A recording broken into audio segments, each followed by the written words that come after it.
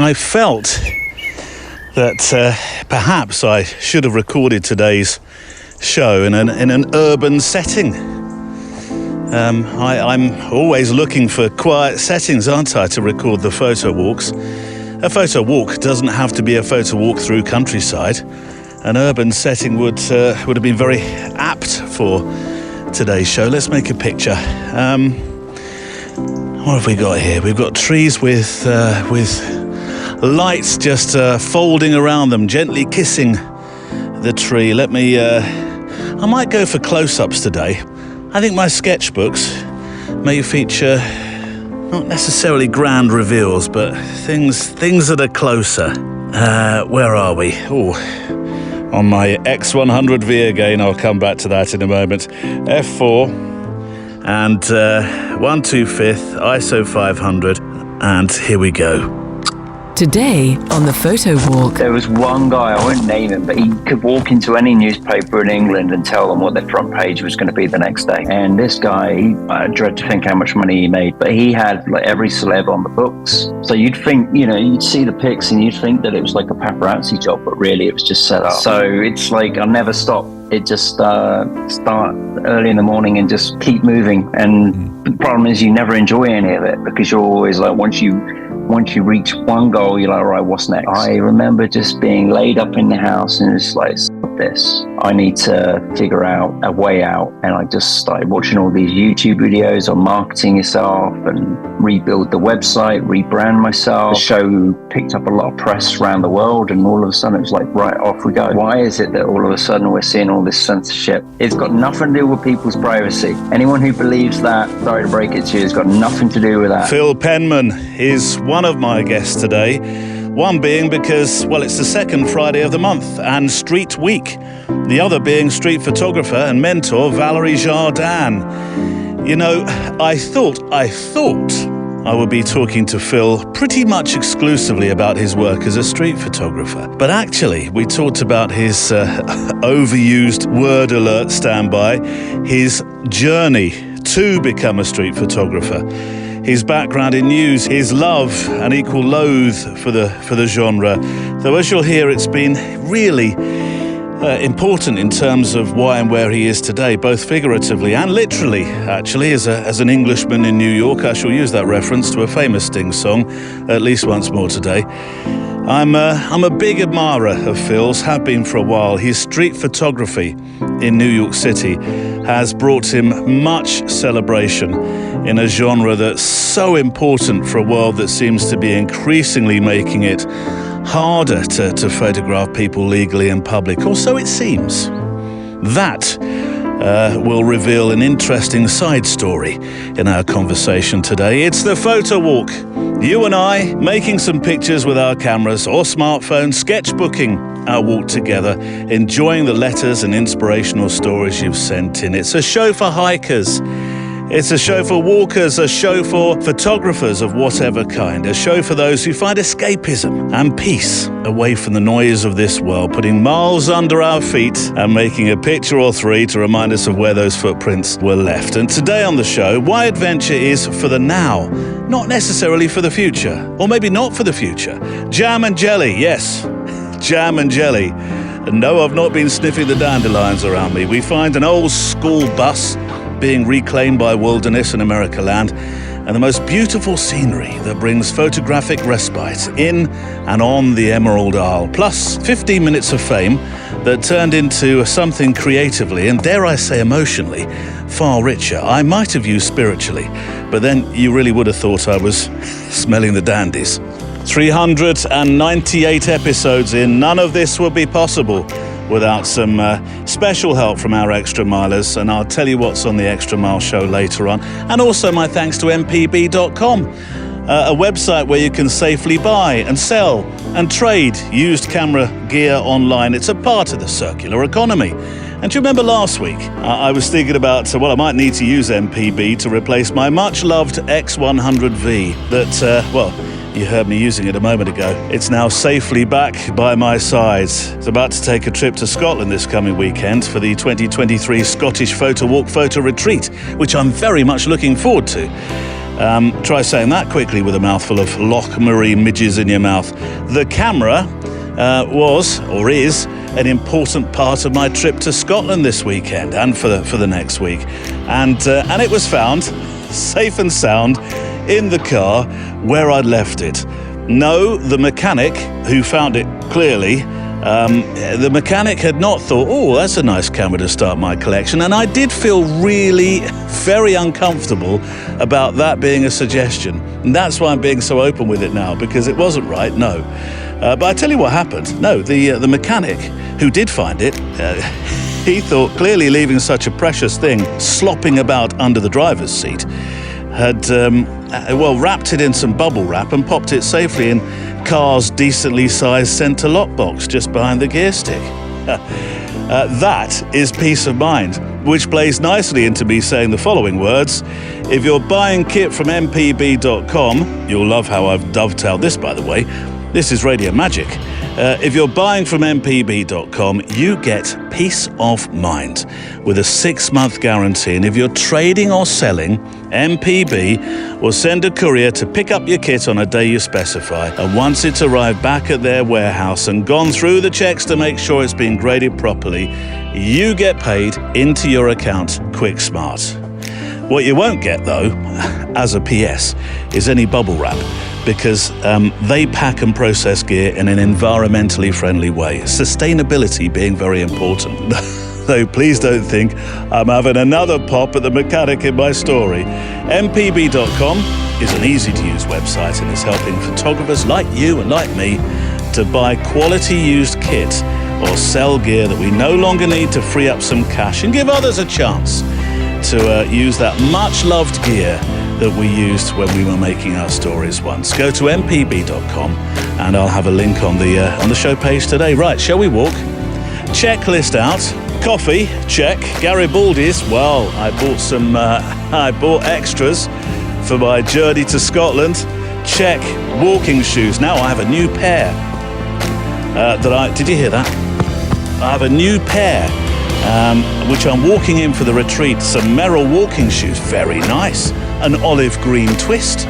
So check. I love them. Let's walk. The Photowalk. Let's be honest, that was almost product placement. Note to self, write to Merrill, quick smart. A mention of something that I learned only last week, actually, slightly changing the tone now. I was very sad to hear of the passing of a photographer on the south coast of England, and a former guest too, John Brockless. He was a documentary photographer based in Brighton, a true gent of the genre.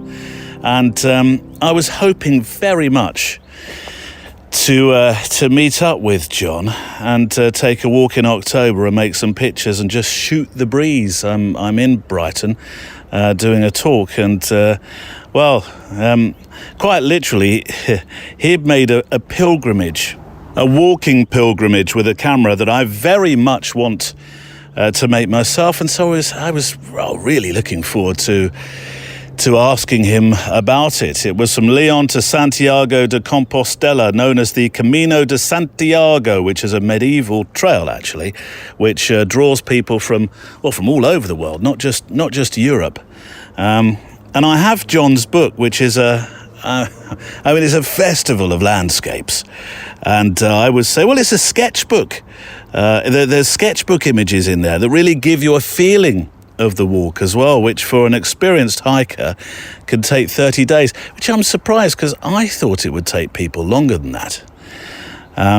Not many people spend a month doing it. It's usually a 1 to 2 week walk for most. Anyway, I was very sorry to hear of the family's loss, and I suppose it's given me a proper hearty nudge with a walking pole to start making some plans to actually go on that walk, having spoken to John about it.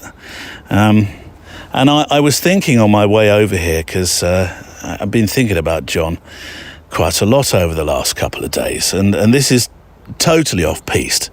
But I was thinking on the way to the walk today, could 3 times now, that be a Photowalk show sort of walk or event? Or I'm thinking on the fly, as you know I do. but it looks just such an interesting walk to take photographically. I will leave a link to John's work on the website's show page today. And you know what? I will miss you, John, when I visit Brighton in October. That is for sure. Right, a letter or two. Kevin Beecham, quick bit of feedback after last week's show, where devoid of my autofocus friend, I was a little bit at sea with a manual focus, and also the lack of focus peaking assistance on my X Pro 1 camera. It's supposed to have something that helps you manually focus, and it just didn't seem to be working. I felt like, I don't know, I felt like Luke Skywalker hearing Obi-Wan telling him to put away the targeting computer. Feel the Force, Luke. You should have seen the amount of shots that the Force just didn't reach. Anyway, Kevin says, thanks for the continued podcast, which I like to listen to while I'm out walking my own four-legged best friend. He's not with me today. It's been very, very hot the last, 3-4 days, and we've been making very early walks just so he doesn't overheat. And so later on during the mornings and the afternoons, particularly when I make these sort of walks, he's been staying in, and I think he's pleased. He's certainly not been giving me that. Am I coming? Look, certainly. He's got a little mat. We bought him a mat. You put it in the freezer. Brilliant. You put it in the freezer, and you take it out, let it stand for 10 minutes or so, then put it down, and they sit on it, and it's almost like that. Except he's very wary of it, and he's not quite so sure about it. But he edges towards it. So no, he's not here today. Thanks for the continued podcast, which I listen to while I'm with my four-legged best friend. You didn't tell me what your four-legged best friend's called. Just a quick message to say how much I'm loving your X Pro 1. And I thought for a moment, what, Kevin, have you been in? Have you pinched it? But I think you meant, I only put a couple of pictures up, a couple of my sketchbooks last week, although I have used it in the past quite a lot within the show pages. Whilst I hope you can find out the issue with the focus aid, I hope you're enjoying the old school manual way of photography. As you may know, I really enjoy the slower and less clinical approach, and in a world that talks of critical focus and sharpness, I hope you enjoy the experience. Best wishes, as always, Kev. Thank you, Kev. The wish you were here's are now flying in properly, which negates the usual joke I throw at you of where I suggest the mailbox is filling up with your holiday postcards at the rate of one a month. But I think I can safely say now that the feature is officially successful. It just needed a bit of maturing, that's all. Here's one from Sir Michael of Mixon in America land. A postcard. Hi, Neil. Does wish I was still there count as wish you were here? We've just recently gotten home from our 3-week holiday on the East Coast, and I'm attempting to use my photos from the trip to transport me back. See? That's what photography's for. Transport you back. I was looking at... I've got some pictures from... Sorry, digressing here. This is about you, Michael, not me, so I'll be quick. I've got some pictures I made in Tenerife of a... I shouldn't be laughing. I'm not laughing. Oh, blimey, that was a bit awkward. Can I edit that bit out? Studio Neil, if possible, edit that out. If it can't, just give yourself a sharp rap over the knuckles with a damp copy of the Radio Times. We went to what would have been a leper colony. What? Where's this going, Neil? On Tenerife. It never got used. But it's this fascinating ghost town of church and hospital, school and dormitories. And photographically, it was just amazing. It took me a while to get brave enough to go into some of the buildings. And it has this extraordinary history. I've got those pictures, and I do intend at some stage, maybe I'll do a photo essay, because I need to breathe life this winter back into the photo essay part of the website. Anyway, where were we, Michael? Oh yes, probably the most unusual and surprising place we went on our trip was to a little gift shop called Nervous Nellie's Jams and Jellies. I like it. already.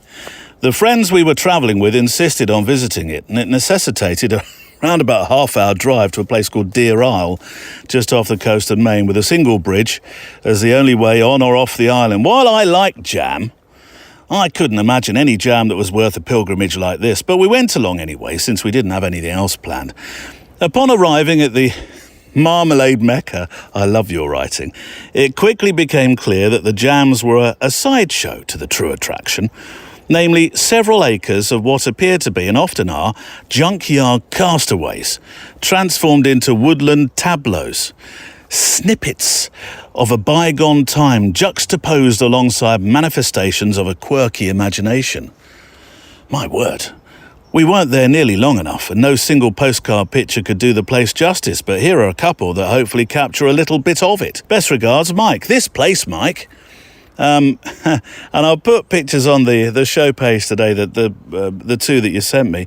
This is the sort of place that would have me making unnecessary, excitable noises. The sort you make in your sleep when you're finishing first in an Olympic 100-metre race ahead of all the kids who mock you for running like a tortoise at school. Not that I'm still carrying it around 41 years later. No, not me, sir. But look at this postcard. It's going to be on the show page today. It's an old school bus in the middle of a forest. A yellow school bus. Fantastic. Alongside other junkyard gold that would say to any photographer, you don't need to move back home, just stay here, set up a photographic commune. It's brilliant. It's fantastic. I mean, it must have been just so interesting to walk the paths and find this junk being devoured by nature and make photographs of it. What an interesting place. The only thing I can fault you for is you can't squeeze a jar of Nervous Nelly's jam through the digital ether. But otherwise, yeah, do go and see these pictures today. And thank you, Michael, for your postcard. I wish you were here. If you'd like to send a wish you were here, it doesn't have to be from a holiday, by the way. It could be somewhere that you're visiting professionally. It might be your hometown. It's nice to know, good to see where you live and explore your neighbourhood. Send them to stories@photowalk.show, stories@photowalk.show. 2,500 pixels wide, please, if you can make it so. Otherwise, I'll do the heavy lifting for you. And I suppose, in true postcard fashion, if you can try and keep it to one picture, fantastic. If it can be landscape orientated, he says cautiously, stick to that as well. Although I know postcards come in all sorts of shapes and sizes, and believe you me, in Tenerife, I saw a few shapes that I didn't think were possible. Postcard-wise, that is. Right, we were talking about pilgrimages. Let's go back to the Camino for a moment. I'd like to return to John Brockless, if you will indulge. I want to play you a few moments from episode 247. It's an edition that was called Finding Photography Again and Peace in the Landscape. And I think it underlines John's wonderfully kind and generous approach to making documentary pictures. And it certainly underlines for me, personally, a reason to take those leaps of faith and make adventures in the now. I'm always careful not to impose myself on anyone and not to intrude. The other thing I did, which was a very important decision for me, I decided that if I was going to do this, I would travel as a pilgrim and I would stay in the traditional pilgrim hostels. They're very, very basic, incredibly basic. It's just bunk beds. And I went on the understanding that you turn up, and if they've got room for you, you're in. If not, then you've got to keep walking. Otherwise, it's just you and your Leica M9 sleeping under the stars. Well, a lot of people do that. I'm fascinated, by the way. I mentioned this to Angelica because she had a picture of it, and you do too. People seem to leave their boots along the trail, and I wonder what are they doing? Are they just walking on with bare feet, or what's going on? I have no idea. There's pictures of boots all the way along the trail. They're everywhere. Unless I often wondered whether they're people who actually gave up. Oh, and got the taxi back. I think that could well be the case. That was John Brockless. A real pleasure to talk with him in episode 247. I'm very, very, very, very And two more verys. Very, very excited. Tomorrow, if you're listening to this on the true day of release, as I say, I, with Carr, who I appreciate doesn't appear as much as he used to, are off together on a 547.6 miles trip from Berkshireville, just up the road from Downton Abbey, so we are, to the Black Isle near Inverness in Scotland land for this year's Scottish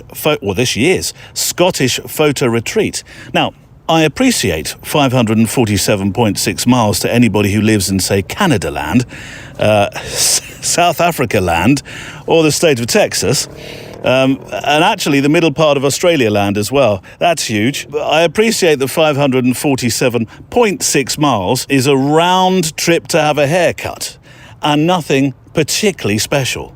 But for me, it's a 9 hour, 9 minutes, surefire, try not to stop at a KFC, McD's or Burger King challenge. I'm so looking forward to it. It's our retreat. There's 6 friends and me and Mally.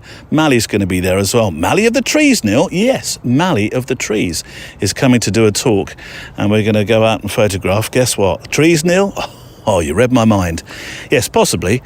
We've got a week full of things we're going to be doing. We'll be back in the dark room. We're doing that. We're mounting some prints. We've got, just lots of things that we're doing.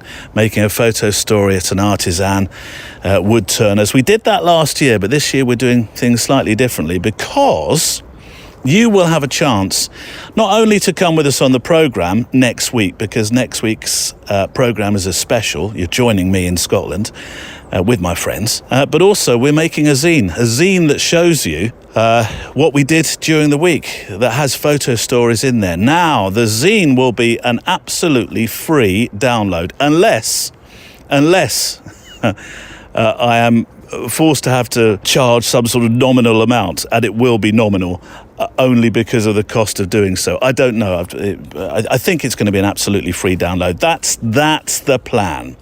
You will be able to buy a printed version of, but and that will be cost plus a couple of pennies. But the zine will be a free download, he says with an asterisk. Neil, you should have done your research on this. I have, actually. I'm pretty sure I've got it right. And you'll be able to see the adventures that we had. We did do a show page on last year's edition, but I want to do this. This will be a show page plus, won't it? A show page plus. Right. A letter before I introduce my guest. Here is one from Caroline Burke, who lives in a place I felt so at peace in. Whenever I visited it, I go into a deep space sleep. I really do. I absolutely love this place. But honestly, I mean, you can't get much more relaxed. I suppose if it was a deep space sleep, it might be one of those hyperspace. Where you go, Neil? I don't know. Are the dandies out? I don't know. A hyperspace journey, where they sort of freeze you, and you cross a whole universe. That's how relaxed I would be, until you get to the other end and you're woken up by an alien in your tummy. Moment completely spoiled, Neil. I know. But you know what I mean. Ireland. Need I say more? No, Neil, you don't. You don't need to. Hi, Neil. I hope you're doing well. This is from Caroline. I've recently come across your podcast, and I love it. Well, thank goodness for that.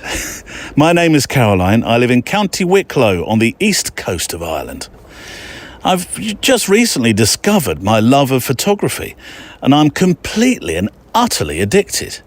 To cut a long story short, I was unfortunately diagnosed with breast cancer last summer. I had surgery and chemotherapy, followed by radiotherapy, and I'm happy to say that I'm fully recovered and feeling great. Well, that is fantastic news. While off work, I'm a psychotherapist. Usually, I decided to read Julia Cameron's The Artist's Way. Without wanting to sound dramatic, it changed my life. On commencing the book, I thought I'd find a way to become a writer, but what actually happened was I found a very deeply buried love of photography. Not so buried and secret now by the sound of it. I did a beginner's course, and honestly, I am like a child who's been let loose in Disneyland. I'm so grateful for everything I've learned over the past year, and I feel so excited about the future. That is, I love letters like this, because when you find creativity, be that writing actually, in this case photography or painting or turning pots, it's a light bulb on moment, isn't it? It's a life light bulb on moment. It's a ping, where has this been all my life? And then you just want to do as much as you can of it. But I can't get past Disneyland, by the way, since you mentioned it, without thinking about our Auntie Izzy. I say Auntie Izzy, it's our children's Auntie Izzy. When we all visited as a family Disneyland for a very special event, Auntie Izzy, she was trying to collect as many high fives and photographs with the Disney characters as she possibly could. I mean, our kids were a bit indifferent, quite frankly. They loved the rides and they loved Disney, but they weren't really into going up to 6 and 7 foot Disney characters and getting autographs or doing high fives and stuff. But Auntie Izzy was. She was on a mission, and she got proper shunned by Goofy. Isn't that a funny thing to say? I got shunned by Goofy. She went up and she put her hand out to do a high five. She said, "Get this photo." We were all there with our cameras, and Goofy was off to have his break. He wasn't interested at all. He left her hanging with the high five. And she looked proper disappointed on her way, but I'm not doing any more of those. That's it. I don't think she's been the same since. Anyway, get back on track. Anyway, says Caroline, I just wanted to let you know that your podcast inspires me, and I thought I'd send you a couple of my photos. I hope they won't require too much work. I'm not quite sure what you mean by that. I assume you mean in terms of resizing, because I definitely would not go in and change them. That's for sure. They're your pictures. They are originals. Wishing you continued success in all that you do. Thank you, Caroline, with every good wish. Well, every good wish coming straight back at you, particularly with the year that you've clearly had. P.S. These were taken a couple of weeks ago in the Beara, I hope I'm saying that correctly, Beara Peninsula in West Cork. Trouble is with these pictures, by the way, there's only one thing that's a problem here, Caroline. It's not the pictures. It's that I think I could find a place to have a photo retreat every week. Really, I could. And now you've showed me your part of the world. I mean, how big is your house, Caroline? Will it take about 6 of us? Also, Julia Cameron, The Artist's Way, is a book I have heard of. It's a famous book, actually. I'm adding it to my reading list. 2024, here we go. Here's a big statement coming up. 2024 is a year I want to do. Well, there's 2 things I want to do. My 365 comes to an end, and I've been a bit ropey at it of late, I have to say. It's just, I kind of have a sort of express upload. They're generally taken on the correct days that they purport to be, but no, it's fading off a bit. So I'm going to have to I'm going to have to pay closer attention to it. But I have 2 projects next year. One is called the Kindness Project, and the other is really a reading thing. I want to read far more books. I've added this to my list because it's clearly had a profound effect on you, Caroline. Right. Time to meet my guest, Phil Penman. The British-born, New York-based photographer Phil Penman has documented the ever-changing scene of New York City's streets approaching 3 decades now.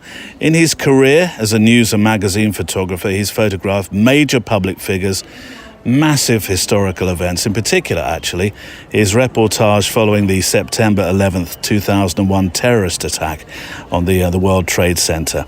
It's featured this work in NBC's Today Show. It's been on that, as well as the BBC and the History Channel, Al Jazeera, and the photographs are in the 9/11 Memorial and Museum's archives. And on Monday, Phil will be returning for a special short that we have to commemorate those who lost their lives on this fateful date in 2001. Today, though, in 2 parts, Phil talks about news.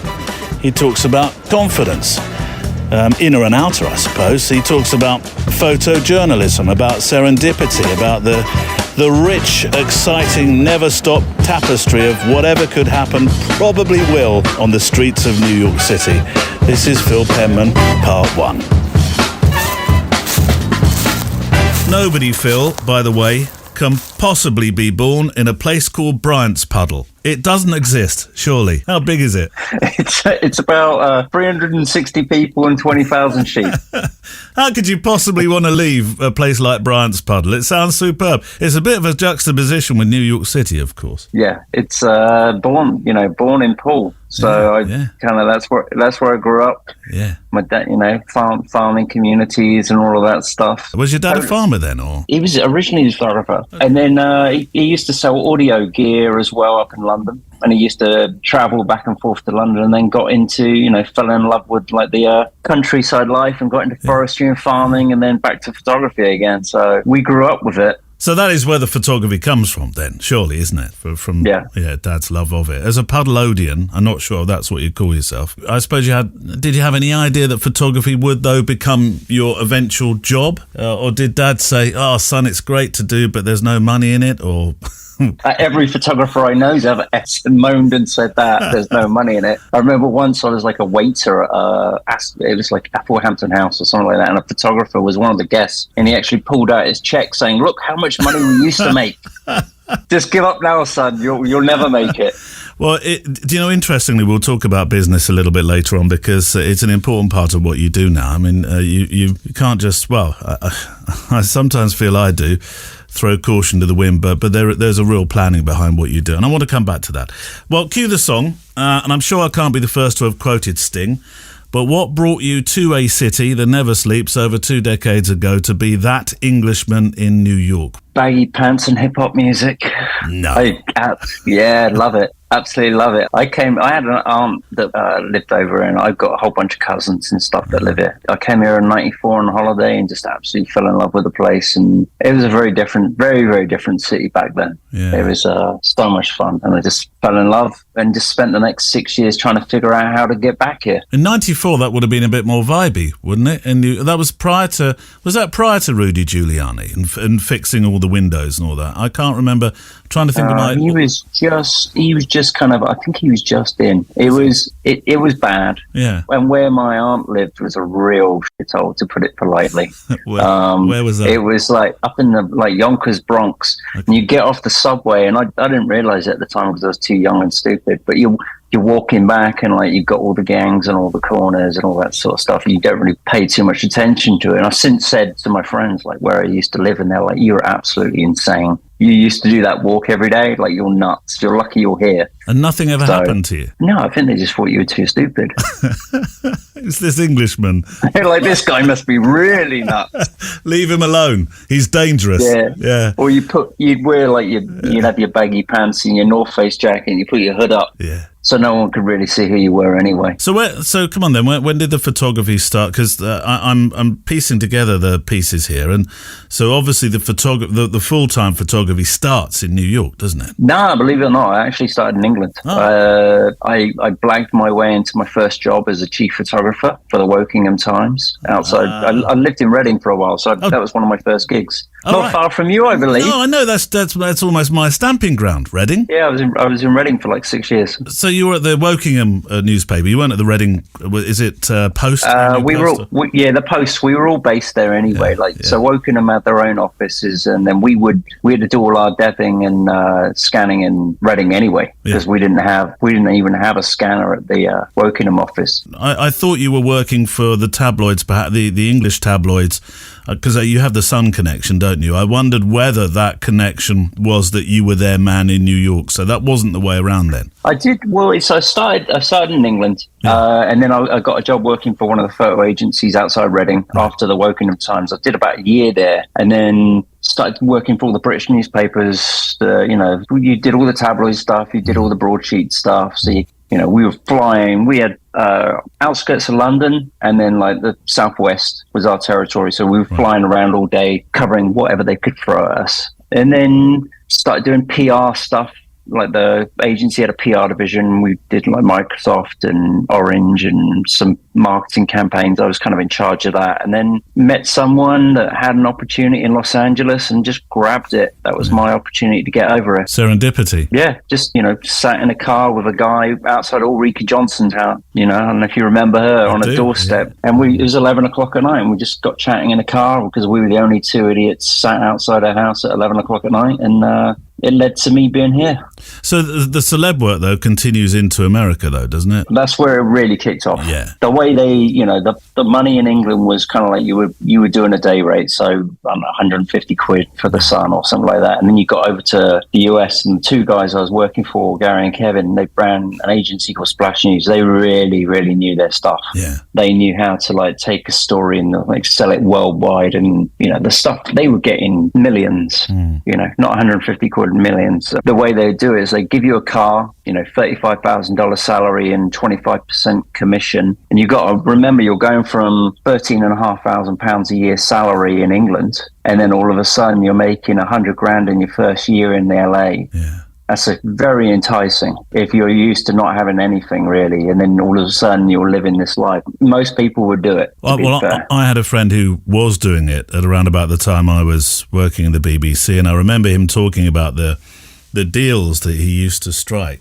I didn't exactly. I don't suppose I was really, really surprised, but the stories were they'd all fly together on one aeroplane, and he'd essentially pretend to pap them. It wasn't always true papping. You were in on the deal. Is that the way it worked? There was one guy, I won't name him, but he could walk into any newspaper in England and tell them what their front page was going to be the next day. Yeah. And this guy, I dread to think how much money he made, but he had every celeb on the books. So you'd think, you'd see the pics and you'd think that it was like a paparazzi job, but really it was just set up. I later learned in life that these people were actually getting paid from it as well. So, a lot of the celebs would get 70% commission. But you were on the money. You were on a commission though, weren't you? But you were on a commission in the sort of purest sense of making sure you got the story, rather than being in on a deal with a celeb that says, look, I'll be on such and such beach.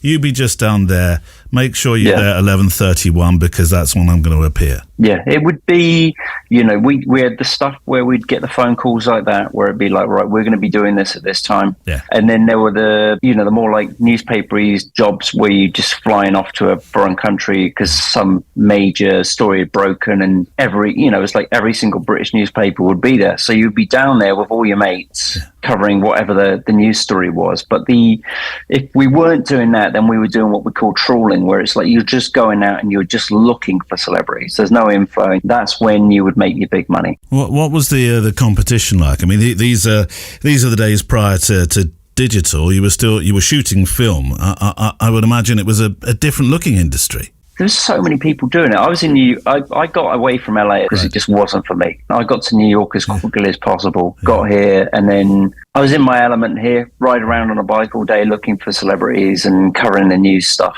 I know you love your cycling now. That doesn't stem back to the fact that you were a pap on a bike, does it? No, I got into cycling because I was 60 pounds heavier and I had yellow skin from liver failure from too much alcohol. Wow. Yeah, so I lost a few friends early to alcohol, and I was well on my way to doing that. And the doctor basically said, if you don't sort yourself out, you're going to be a goner too. And people used to call me Yellow Man, and I didn't know why until someone told me, it's not a good reason. Media is known for its excesses, isn't it? It's excesses, well, not successes. Well, successes too, but excesses.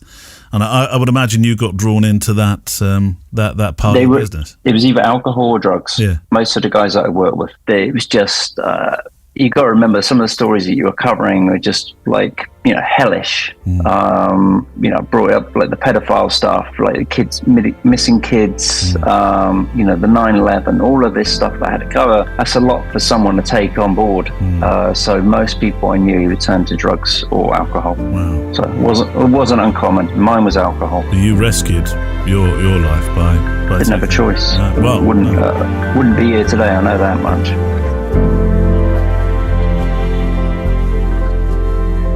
happier times. How does it feel to be amongst the 52, I don't know why it's 52, but 52 most inspirational street photographers list? You're in it, alongside names like Diane Arbus, Nan Goldin I spied in there, William Eugene Smith.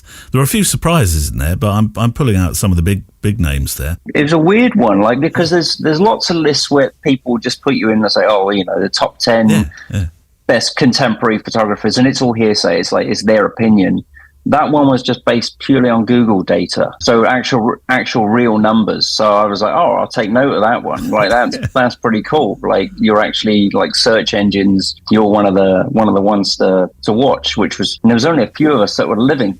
And I know Nan, actually. My friend Megan works for her, so I actually got to meet. I had to do a portrait shoot with Nan. She's a legend. Yeah. So. What did you learn? With Nan, it was I had to do a shoot of her. She actually, what was kind of cool was she said, well, you are going to shoot your nice black and white portraits of me, right? And I was like, yeah, of course. And anything I shoot, you can use. And she uses it now as, like, for her PR shots, which is kind of cool to see. Wow. What motivates your photography? And would it be names like Nan, or those that have trod the sidewalks before? Or is it a feeling? Is it some sort of... What is it that drives you? I know there's a difference between your the work you did in the newspapers, and we'll come to that transition in a moment, and what you do now. But what drives you? What takes you out there each day? Very, very driven. Yeah. Very.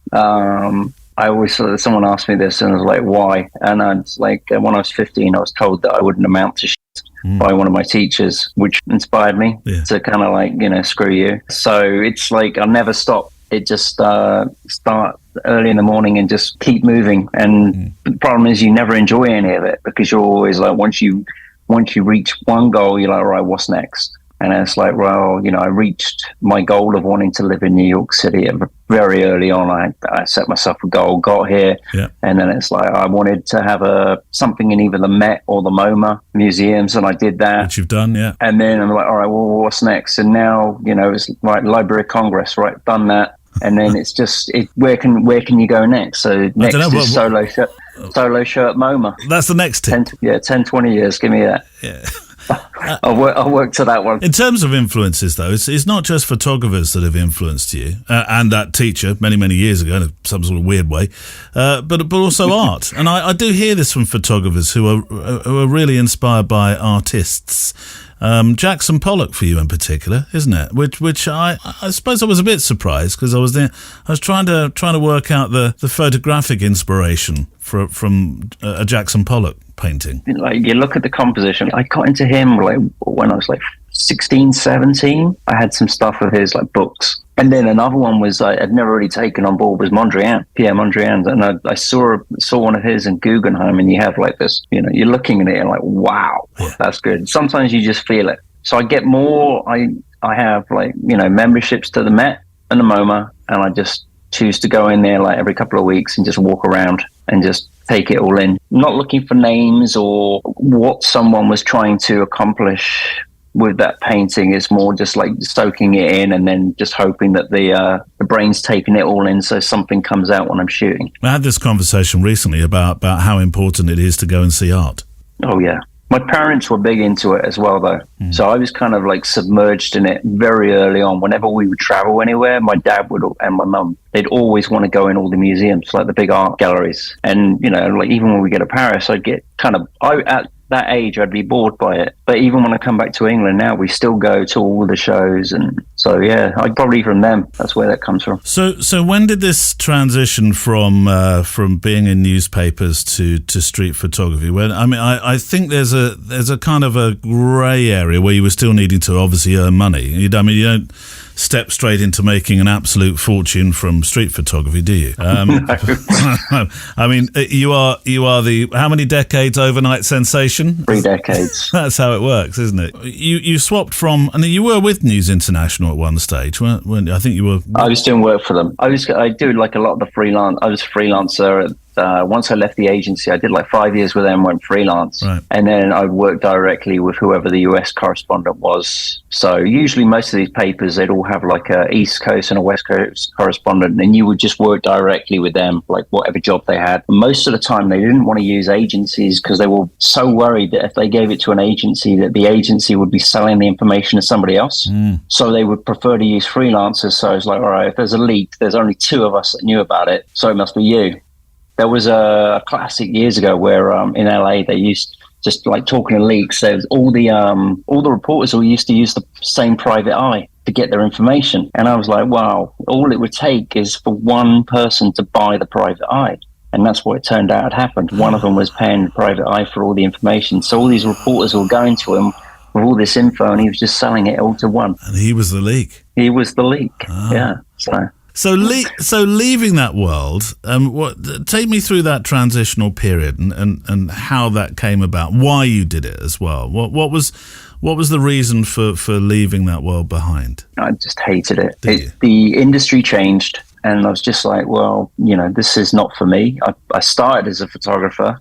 I tried to do the street stuff while I was doing the press and doing the celebrity stuff as well. I'd go out with the camera because I was out there for 12 hours a day looking everywhere anyway. So, used it to my advantage. And then in the end, I just mentally, I couldn't take it anymore. I had a friend of mine who worked for a cycling company, and I just said, what jobs have you got going? And he said, well, actually, I need a sales guy on the East Coast selling cycling gear. And I said, I'll do it. And just left the whole thing. Couldn't take it anymore. So you stepped right away from photography? Well, I stepped out of the celeb, but what I was doing is I was doing like portraiture, like lifestyle portraiture, or like these old Nashville stars and, Donny Osmond and people like that, where I would fly to Vegas. I'd have to go to Donny's house and do portraits of him in his house and then do the interior shots of his house. Yeah. So I was doing that with celebs all across the country, but it was only like you'd have maybe 4 or 5 of those gigs a month. So when I wasn't doing that, I was selling the cycling gear and basically traveling up the 95 corridor, which is like Boston to DC. Yeah.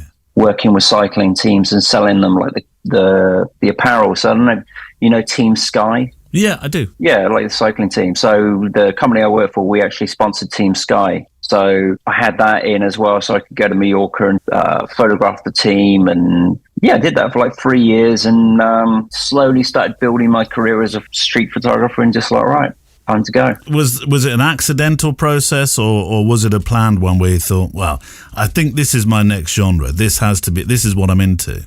Well, I was doing it. I was shooting it anyway. I spent more time shooting stuff for myself on the street than I did the celebrities, like the last 5 years of my career. Right. And the transition, the big moment was I was actually riding my bike with a client and a bloody dog came out of someone's apartment off leash, took me down, I broke my hip. And I remember just being laid up in the house and it's like, stop this. I need to figure out a way out. And I just started watching all these YouTube videos on marketing yourself and rebuild the website, rebrand myself, and just like went full on. And that was the path. And I just had a show with Leica in New York in like 2015. And that was kind of like the starting point to it all. Then it like led to a lot of other things. The show picked up a lot of press around the world, and all of a sudden it was like, right, off we go. So your relationship with Leica was building at the same time by this. It's a perfect marriage for you. I've watched you eulogize about the Leica system, mainly because of the simplicity. I know you like the simplicity of it. I can't imagine you'd feel happy walking onto the flight deck of a Sony camera, would you, really? I can't. I don't know how. Look, all those buttons, man, they just kill me. You've got like 400 menus and 100 buttons. I always look at it as like, well, something's going to go wrong. I'm accidentally going to press one of these buttons and the whole thing's going to blow up. Yeah. What do you use at the moment? What's the preferred drug of choice at the moment? I've been using the monochrome cameras for the last few years. So I've got like a M11 monochrome, which is the latest and greatest, and that's my beast at the moment. Changing the conversation somewhat, you had in New York, from my chats with those shooting on the street at the time, a different perspective, both creatively and socially, when it comes to the thing that I often say shall not be mentioned, but it's so significant that for so many artists it's kind of impossible to avoid, really. The pandemic. With your background in news, your understanding of what made column space physically and digitally, how did you apply your street eye to the story? What did you go looking for photographically? The coverage, as it were. Yeah. You definitely look at it differently. You know, some people were going out covering the pandemic, like trying to get pictures of empty streets, and the reality of it was that they weren't empty streets. There were people out there. Like, you could go into Times Square and people were doing influencer videos in the middle of the pandemic, because it was like, I remember guys running up the middle of the street doing acrobatics, being filmed by some guy trying to get some influencer videos. So you had all this weird stuff going on. You know, Naked Cowboy, he was still out there. I started, thinking about like different angles that I could do. So, one of them was like the homelessness. No one really touched that subject. No. The only time anyone mentioned it was that they were messing up the subways at night. And I was like, right, that's an angle. That's a story that I feel needs to be told.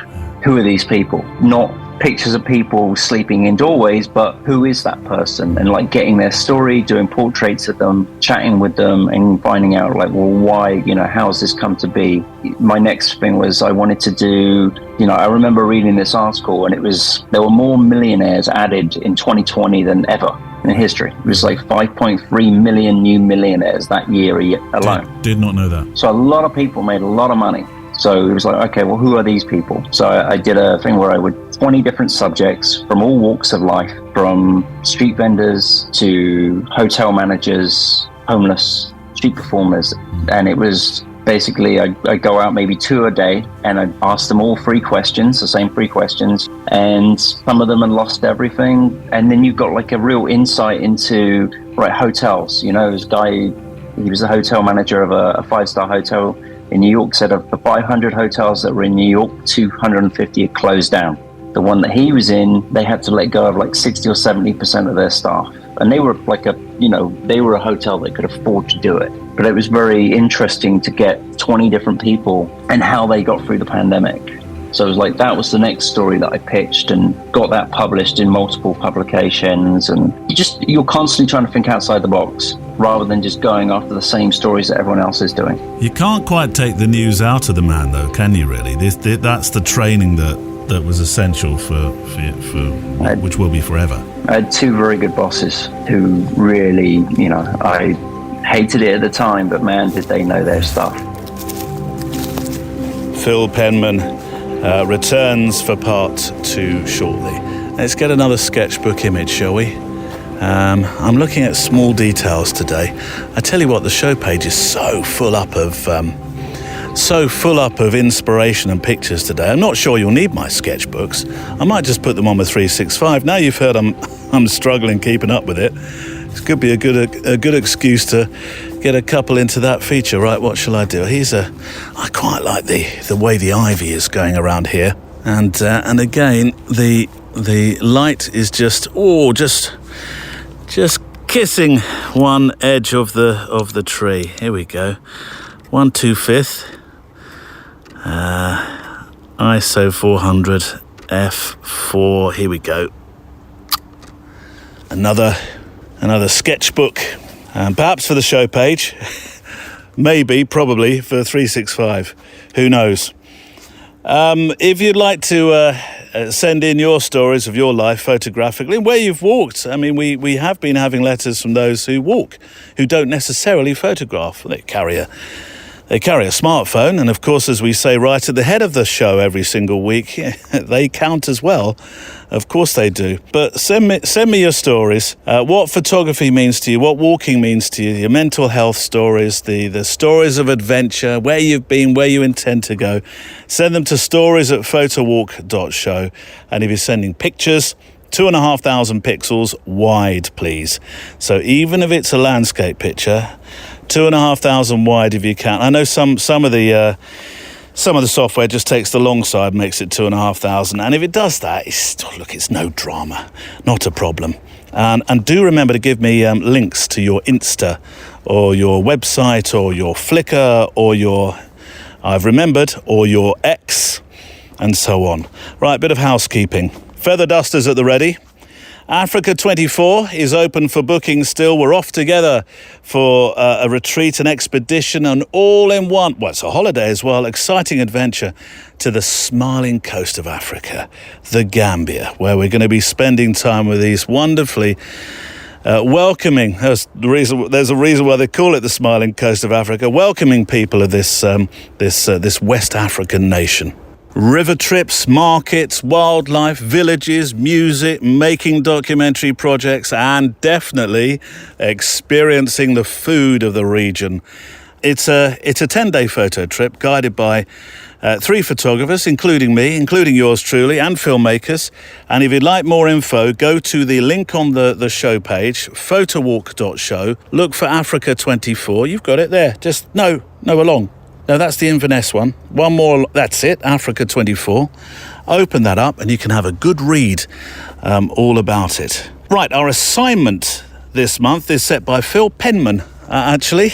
I know he's our guest this week, but last week he set the assignment. And it's, he challenges you to make a complete story with a multiple set of images made, if possible, through different focal length lenses. No 2 pictures should feel the same. So if you don't have different focal length lenses, then you'll need to work just a little bit harder at making sure that your pictures don't look the same. They should tell a story in multiple images. Think angles is what I would suggest. Angles. There's a colleague of mine called Paul Rogers, who he was a Times photographer. And he makes and he's now a wedding and events photographer. He makes the most extraordinary pictures. And a lot of that is made by these just delicious angles that he finds. Cool, that sounds a bit low. What is that? Is that an aircraft? Oh, it is, going just overhead, through the trees. I can't even get a picture of it. Blimey, that's low. Have you got a license to be that low? So Paul makes these just wonderful pictures of he just finds angles, shooting past things, through things, over things. He puts motion into his pictures. He pans. Well, you get the idea. I'll note to self, leave a link for Paul's website on the show page today. He's been a guest a long while back, actually, on the show as well. So yeah, think angles, and the assignment was set in episode 397. So the full, and that links you through to the assignments page, which is on the website, where you get a full example in terms of pictures as well, from a story that Phil shot of the sort of thing that he's looking for. Any more housekeeping? No, all done. Good. Right. Second Friday in the month, it means it's Street Mentoring Week with Valerie Jardin. It all nicely jigsaws, doesn't it, into this week's theme. This month, the topic is one word: humour. So let's take a break on the walk. Pour yourself a coffee from the imaginary famous, not-so-famous flask. I should just mention as well that the pictures that Valerie's about to talk about, although you can follow the stories actually, whether you see the pictures at the same time or not, the pictures will be on today's show page. So you can see what she's referencing. Here's Valerie Jardin. Now, I know we've talked about humour before when you've been a guest on the show, but now that we're having our regular monthly feature, humour was bound to come up sooner or later, and it seems a very good place to start with what is a particular favourite of mine, of yours, which is the one titled "This Way," which is essentially, well, it's a picture of a man on a ladder, and he's reaching up into a ceiling space above a shop. It looks like a shop space. And what he reaches up into is a pointy finger on the end of a hand. And it's almost like it's his hand. It's either extraordinary timing, or I don't know, or did you wait for this? Did you? No. I mean, the two to come together is extraordinary. Once in a lifetime. Yeah. Well, it would be for this place, wouldn't it? I mean, it's a great, it's one of my favourites. Mm-hmm. So humour this week, and let's start by leading me through the process of this particular one. Yes. So this one I shot in Berlin, and a lot of people who follow my work have seen it before. It was a total grab shot. I have one picture of this. I was walking. I would not photograph someone up on a ladder, but as you can tell, it's kind of a building that's at an angle. So I was coming from one side of the building, and I looked up and I saw this. I mean, I almost dropped the camera at that point because the moment was too good to be true. I mean, it's the proper hand too. I mean, it's an extension of his hand in the picture that he's fixing. Yeah. And probably fixing lights. Looks like what we call a marquee in the States. And I have no idea what the story is. I was so kind of in shock after I took the picture, to be honest with you, that was at the right place at the right time. And I had the reaction time to take the picture, because literally a fraction of a second later, his hand was already down and he was coming down the ladder. So the guy has actually no clue what I'm seeing. And he sees me probably taking a picture. I'm thinking probably, how odd. Why would you take a picture of a guy on a ladder? Man up a ladder, yeah. But he has no idea what I saw. And to me, that subtle humor is the challenge on the street. It's probably the toughest assignment you can go out with as a street photographer. Usually you don't go out looking for it because you'd be looking for days. It's so rare to get that moment. It's not seeing it. I mean, first you have to see it. A lot of people would never see that. Even with or without a camera, it doesn't matter. Most people would have never seen that. So you have to have a trained eye to see that moment and the humor in it, but then react quickly enough to capture it. And so that's really the type of humor I'm after when I'm on the street. Well, not the laugh, roll on the floor laughing. That's so subtle. That's usually... Yeah, it has to be subtle. And I remember, and I don't think newspapers, and we had talked about that, newspapers or magazines do that a whole lot, but I'm sure some still do. They have the feature photograph at the end of the paper or at the end of the magazine. I know some magazines still do it, but there are so few magazines left in print. And then you'd finish the reading all those bad news with a feature photograph that would be humor. And kind of to lift your spirits up a little bit, I think, after reading all the bad news. And so I call it, the feature picture. It's in that frame of mind. I think it has to bring a smile and make you think a little bit. Yeah. It's not making fun of someone. What are your rules of? I know people have different rules when it comes to humor of engagement. I'm going to call them rules of engagement. What are Valerie Jardin's rules of engagement when it comes to making humorous pictures on the street? The do's and the don'ts, the wills and the won'ts. Actually, I have a free ebook on my website, The Unwritten Rules of Street Photography. I know, you'll have to download it. And so, not making fun, just like fun of people's appearance, for example. I know a lot of people do that, especially in the summer on the beach. I mean, those are pretty easy shots to get because, people kind of let loose in the summer. And yes, we've all seen pictures of the overweight man in a tiny little Speedo. But, how many more pictures of that do we need to see? And really, do we need to make fun of people's body appearance? And that bothers me every time I see one of those pictures. It doesn't even make me smile. It makes me cringe, to be honest, because not only it was an easy shot, usually because you see that all the time on the beach, but it's also somebody's husband, somebody's father, and posting those photographs. I'm uncomfortable with that. And I think that's crossing the line of humor. Yeah. That's making fun of someone's appearance or disability yes, you can do that all day long, but why? Next one that I love this as well. I'm picking out a few favorites, but I will pick a new one as well, and a very new one actually. But the next one I'm going to go to is one called The Grooming. Now, the reason I like this one so much, it's not one of those dog photographs where owner looks like dog. I don't think anyway. You might think he does, but I don't think he does in this particular one. The humour here is, this could be a photograph taken in the 50s stroke 60s. It really could. Yeah. It's timeless in every single way.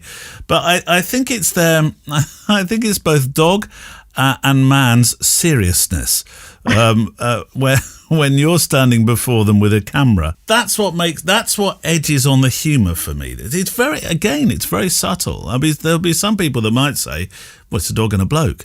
But I think it's the eye line of him that makes this. Absolutely. I mean, the glance. Yeah. And it may look like he's unhappy that I took a picture, but not at all, because half a second later, he had a big smile. People are usually very proud of their dogs. And there is a lot of humor with dogs. I mean, Elliot Erwitt comes to mind. You know, he's the master of humor with people and their dogs. So dog shows, if you get a chance to go to dog shows, it's not in the showroom that you need to be. You need to be behind the scene. If you can stand the fume, because all that hairspray, it's like you can't even. It's crazy. Hairspray? You know how much hairspray they spray on those dogs? You can barely breathe back there. Yes, I mean it's meant for dogs, but it's terrible.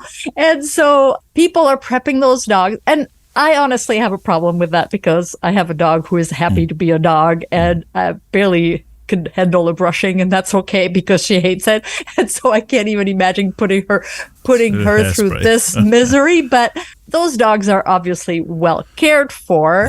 Anyways, this guy was, the proud dog owner. They usually are very happy to be photographed. So it's an easy place to go and take pictures and look for humor. Here, it's that one moment where he took notice of my camera. So he looks angry, but he really wasn't, because the next moment he gave me a huge smile, which wasn't the picture I wanted. No. So this to me was the icing on the cake, is actually that look, and you don't really know what he's thinking. And yes, very serious. And then the dog is looking at me like, what you looking at? And there is a lot of humor in dog shows. So. Well, we should go for a new one next, or newish by the time this goes out. Asleep in a Cattle Barn. This is one this is fresh, as it were. Yeah, I shot it yesterday afternoon. As fresh as milk, which is an apposite phrase, because we're in a cattle barn. There is a Frisian in the background who's sort of fallen into the outer focus part of the picture, right at the back, in layering terms. But in the front of the picture, there's a young lad who's fast asleep in some sort of easy chair at this show. But he has a Frisian wrap all around him. So there's the humor, but tell me about the picture. So, yes, it's Minnesota State Fair time, 12 days. That marks the end of summer, 2 million visitors. It's beyond anything you've ever seen. It's huge, and you have to spend days to see it all. So there is a whole part, which is the agriculture, which is a place where I gravitate around. You have a lot of kids sleeping on their cows and petting their cows and grooming their cows and spraying. I actually found something new this year, that there is such a thing as tail spray. Oh. And that's to spray the tail of a cow. Why would you do that? Is that for the nice smell, or because you don't want the hair, because they're show cows, they're for competition. So you don't want they have a colic or something, a colic on the tail of a cow. Okay. That's kind of ironic, right? Okay. Looking at my dog, there is not enough spray in that bottle that would actually keep her hair down. But so they're spraying those animals and using combs, on the cows. Yeah. Anyway, so there is a lot of sweet moment, and there's a lot of kids, generations of farmers come to those shows, and the kids literally spend day and night with their animal. And this boy probably was up at 4 a.m. because they have to do the milking and before the fair opens at 7 a.m. And that was shot around 9 a.m. actually. So it was morning. I said afternoon earlier, but it was morning. And so he was probably taking his morning nap, because they're up all night pretty much. And he's wrapped in a blanket that's cow print. Yeah, I say Frisian, but I'm not sure. Yes, it is actually. It is Frisian, is it? Okay, yeah, it's been confirmed. Right. Okay. by a Frisian, actually. So there you go. So just as a sweet moment, he's fast asleep, and then I made sure. I mean, I grabbed 2 shots. Yeah. The first shot from overhead of just the kids sleeping. And then I thought, well, that doesn't say anything, because it could be anywhere. It could be at a picnic or anything, anywhere. And then I took a moment to compose it so that I would have a cow with the same print in the background out of focus.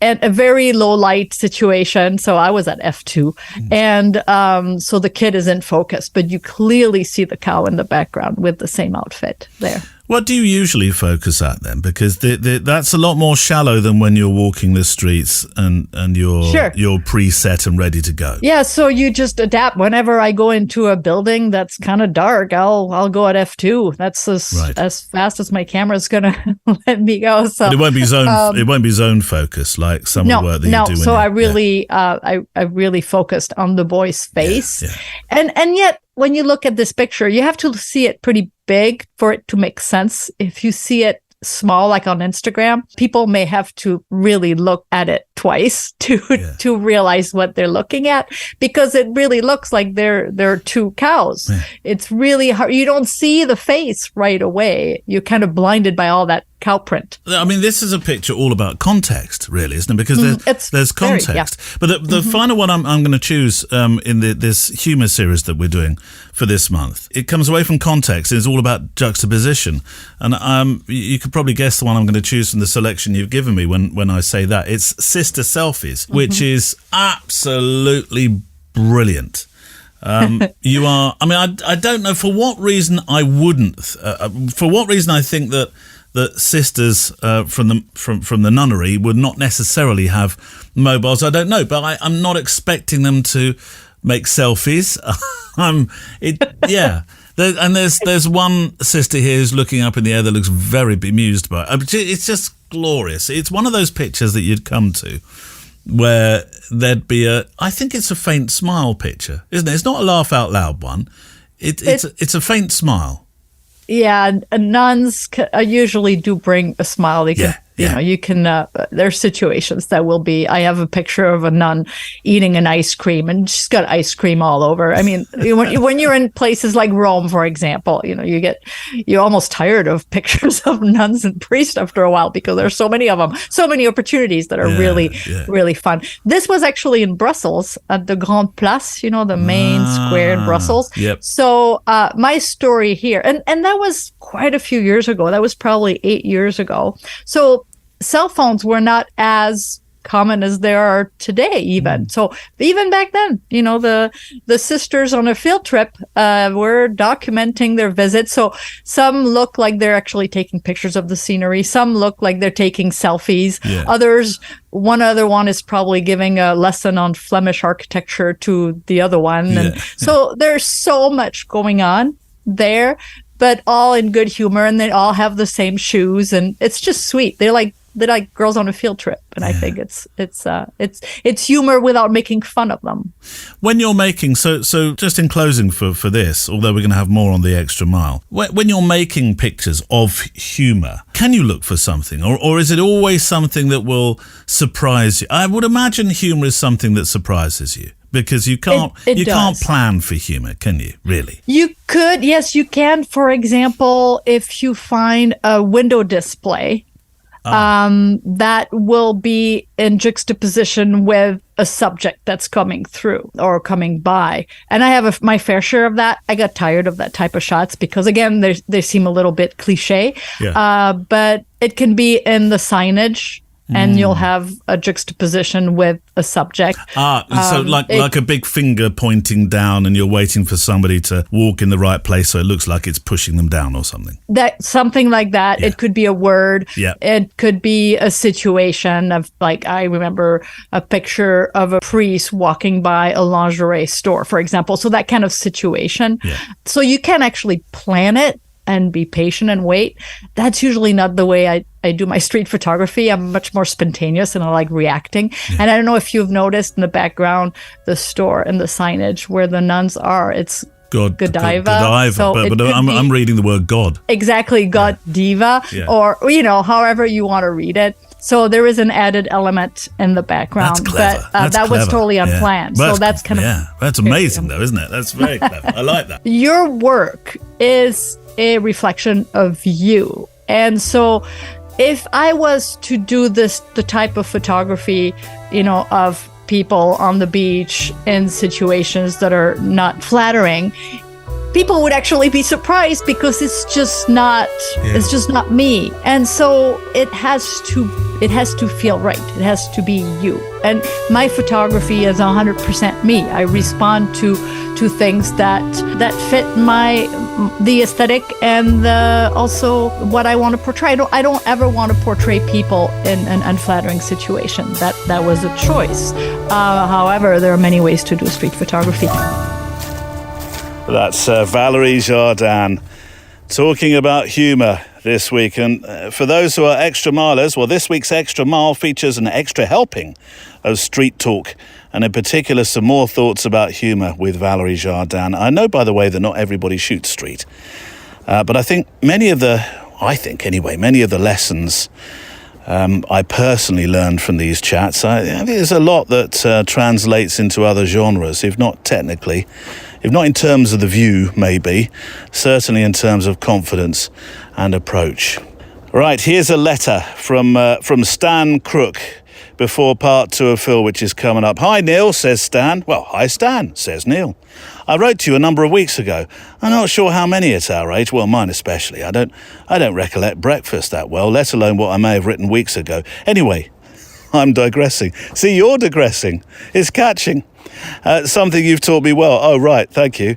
In one of your Extra Mile editions, number 16, I was quite proud of this title, by the way, for that Extra Mile edition. Snore It Like Beckham and a postcard. Hey? Like it? Like it? Anyway, in that edition, I mentioned that I'd borrowed a postcard idea from a photographer called Darren Hayton. Now, I need to fill in some gaps here, actually. On that Extra Mile show, we'd talked about making postcards, or physical postcards, by the way, or leaflets or zines, and leaving them in interesting places for other people to find. I mean, as a complete side note, but it does, well, it's relevant. I was in a bathroom. Where's this going, Neil? In a service area on the M1 very recently. Anyway, I went into the bathroom and an artist had been in and propped up against the mirrors. He or she, because it was I didn't turn the paintings around. I wish I had now. Actually, they were just small squares. I don't know, maybe 7-8 inches squared on canvases. The artist had painted pictures and left the art there. Whether you were supposed to take it away, I don't know, but it seemed to me it was this kind of idea. As I mentioned before, says Stan, I had some trifold leaflets printed. I left them surreptitiously in cafe menus on tables and so on, and ended up being contacted by a gallery. Yes, I do remember this bit of the story, with a view to putting on an exhibition, which I gratefully accepted. Yes, I remember that bit. Well, here's an update. 15 Minutes of Fame has become so much more. 2 local newspapers have now covered the exhibition, and then the street photographer, Brian Lloyd Duckett, whom I believe you know. I don't know, I'm not sure. I think I've spoken with Brian. I've met him, I'm sure, but I don't know him that well, no. Which is obvious by what I'm saying. Came to see the exhibition, and he's going to be doing a piece on it. Then Dawn Mander, a street photographer and gallery owner based in Blackpool, and get this, Rome, congratulated me. But in a circle of life way, Darren Hayton has also sent a message of congratulations, and a postcard is winging its way across the Atlantic as I type to you. I've attached a few pics for your perusal. If you check out my Instagram, Stan is at Stan Crook. I will put a link on the show page today. You'll get a better idea of the Tiamantes Gallery site, where the work is being shown. Tiamantes.co.uk. Again, I'll put the link on the show page today. Best regards as always, Stan. That, Stan, is a story I love on about as many levels as I can get planning permission for. I mean, it's a pay it forward story, isn't it, really?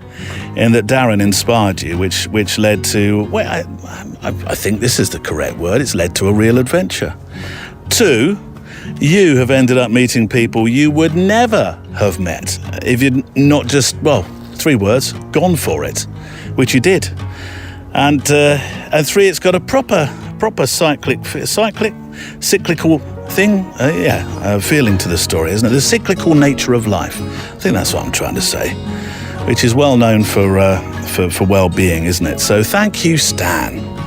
And there are some pictures and links for what you've shared on the show page today. Stand by, I think, for a rabbit warren of tunnels to follow today, by the way. Right. Part 2 of my conversation now with Phil Penman, the concluding part, although he is back on Monday for that short special, as I say. We're starting with a topic that has, like adverts in Instagram, gradually shoulder nudged its way into everyday, law, really, in many countries, this right to privacy, which is, it's an important thing. Before you say, don't you support the right to privacy, Neil? I do. But if that right's weaponized, and I'm using the word care, I did write that word down here, look, it's underlined. If that word's weaponized in a particular direction, I think it can pave the way for public censorship. I think privacy can be, we've got to have our privacy. I think it can be a shortcut to censorship. And if you think I'm being a tad melodramatic about it, well, wait to hear what Phil is suggesting, which I think should probably bring some thoughts in the mailbag. Here's Phil Penman, part 2. Why is street photography so important? It's a very loaded question because we often discuss this on the show. Those countries in the world now where privacy laws are preventing pictures being made that clearly show somebody's face. It's not like that at all in New York, I know, but I think street photography as a documentary genre platform, it's probably as important as it ever was, but it's being diluted in some places, isn't it? Good question, right? Why is it that all of a sudden we're seeing all this censorship? It's got nothing to do with people's privacy. Anyone who believes that, sorry to break it to you, has got nothing to do with that. So what's it to do with it? Why is it becoming this awkward? The first one, it was because diplomats were being photographed in handcuffs. That was the first one. There was a whole string of diplomats got photographed in handcuffs. So they changed the law in that particular country so that couldn't happen anymore. I actually heard recently, though, like in Paris, because the misnomer, I guess, and I'm not a legal brain, this is what someone told me. The rumor is that you're not allowed to take pictures of people on the street. And I've never had this issue. Every time I photographed in Paris, people were great. They said if it goes to court, usually the person who's suing will lose because your right to art trumps their right to privacy. Right. This is what I heard from a French lawyer. But I've heard in Germany, apparently certain streets there, you just can't take pictures of people anymore. In Berlin, I've never experienced that. But you've got to look at it like this. So imagine, all right, go forward a few years, okay, and you can't take pictures of people on the street. So where are you going to get your news? If all of a sudden every news camera can't take pictures anymore, that's a great way to censor any news, right? So take away the artistic street photography angle of it. If all of a sudden there's no more news, you could pretty much do whatever you want, right? And there's no checks and balances. The journalists were always supposed to be the checks and balances. Many years ago, that stopped happening, and journalists became like more of a political tool. And I know very well because I was part of it, but that's kind of more scary to me. I get the privacy thing, but if you're out in a public street, that's a different matter. Turning right at the traffic lights now, just a little bit. Something I really feel through your work is the scale of the city. I know you take portraits and make portraits. We've talked a lot about it in the program already, but when it comes to your street work and the pictures that I the ones that you sell as art, and I firmly believe that street photography is art, you give space to those who walk through your stage. What inspired that? How did you develop that as a style? And it's very much a stage, right? I think that's what I love. Yeah, that's what I love about it. The streets are a big stage. I think of everyone as an actor. Yeah, kind of like they're. I look at it when you're setting up your scene and you're waiting for your actors to come in. Like it comes back to like your news again. So you'd have your wide establishing shot. Give people a sense of where they are, and then you'd have your tight pictures as well, like your portraits and all your half lengths and your candids and everything. But I always go back to like that epic scene where I like to have something iconic in the shot, like where it gives location and have people feel like they're there. Those, if I could do anything, that would be it. And it's easier said than done because there's always lots of stuff in the way. traffic furniture or whatever that can mess up the composition. So that's how I work. Whenever I'm shooting anything, I always kind of like either start from the back and then come in and shoot the detail things, or I'll do the detail things, and you see how far back can you go by keeping the image kind of clean and all the composition works.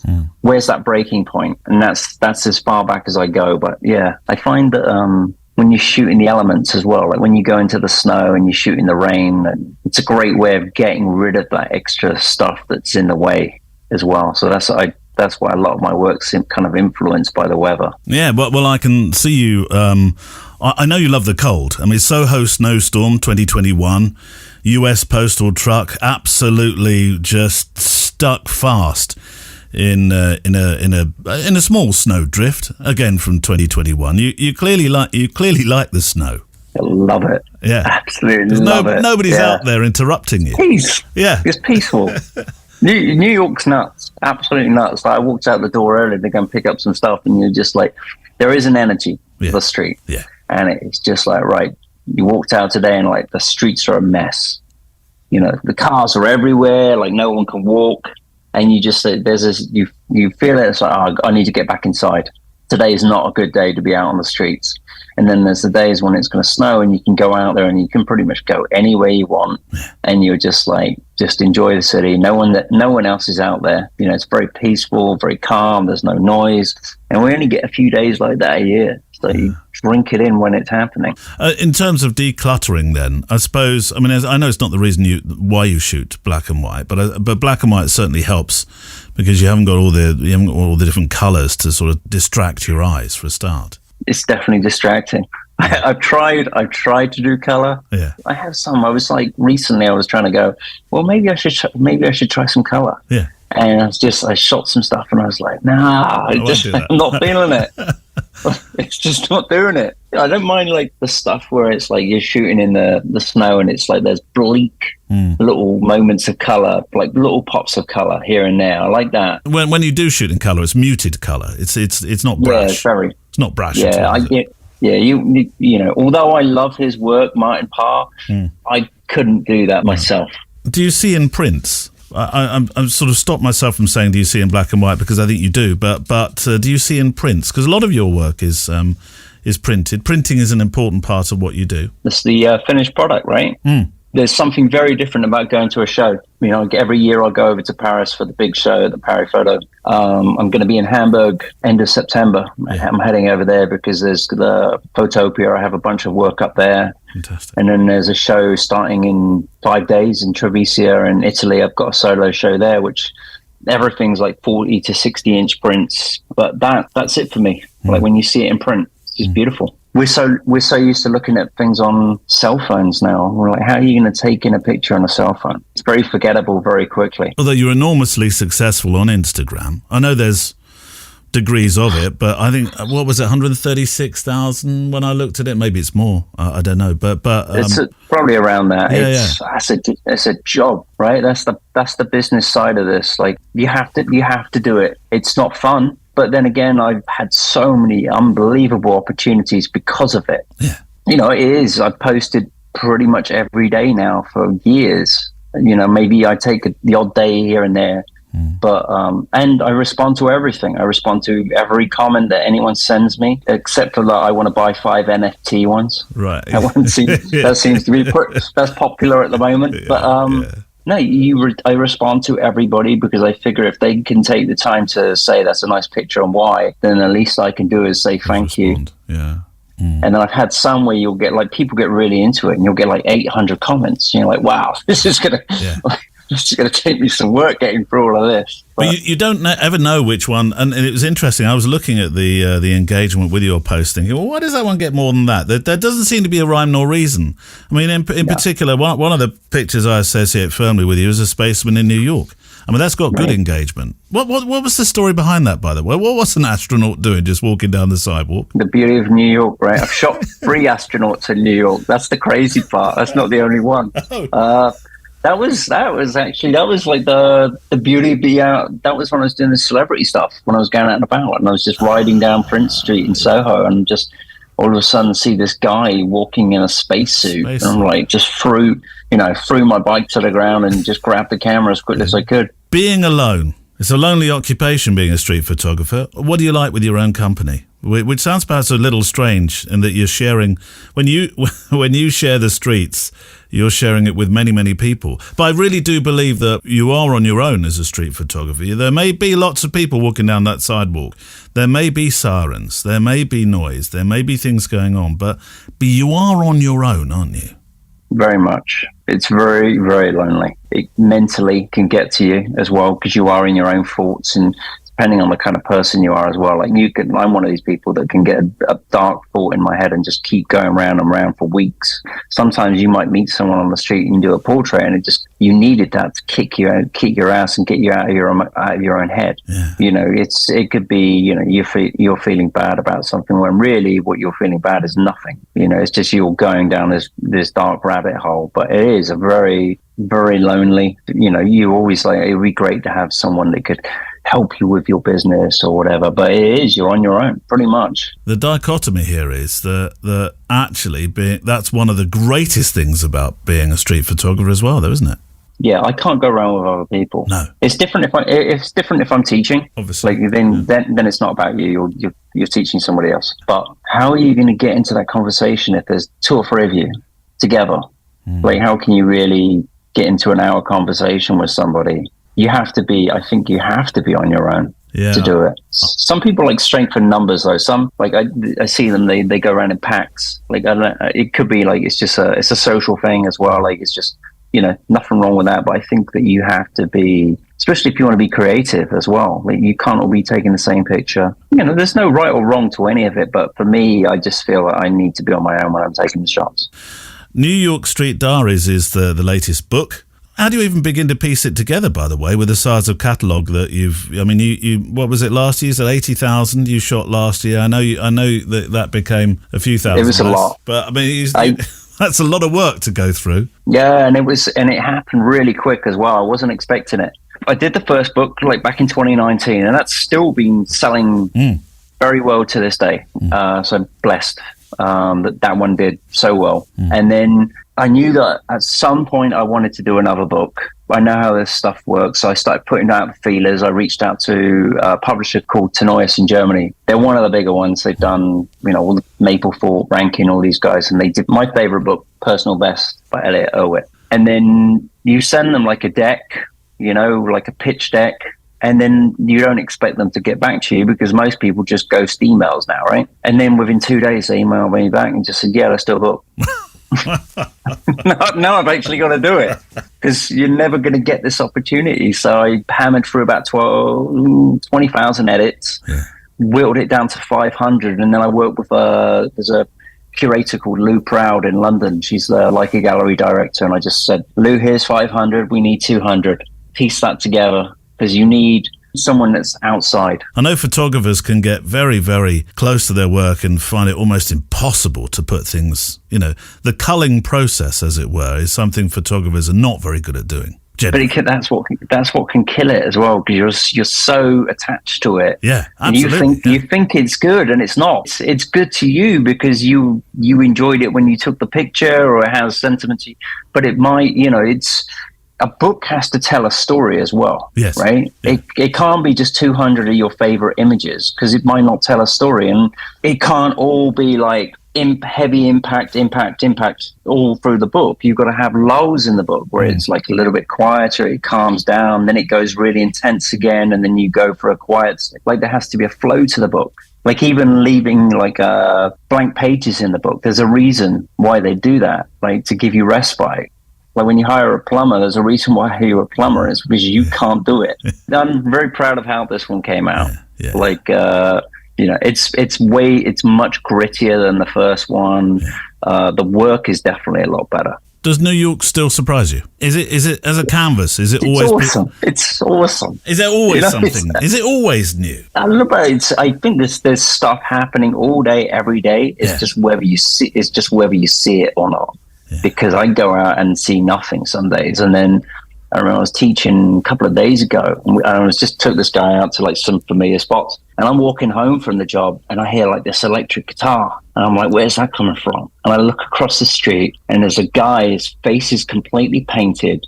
He's got an electric guitar with like an amp, and he's playing outside a gas station, like a petrol station. Yeah. And none of it makes sense because he's not busking for money. He's just standing there playing his guitar. And I'm like, the guy is insane. He looks insane. And I'm like, I'm weighing up, should I even approach this guy? And then I go up to him and it's like, hey, do you mind if I take a couple of shots while you're playing this?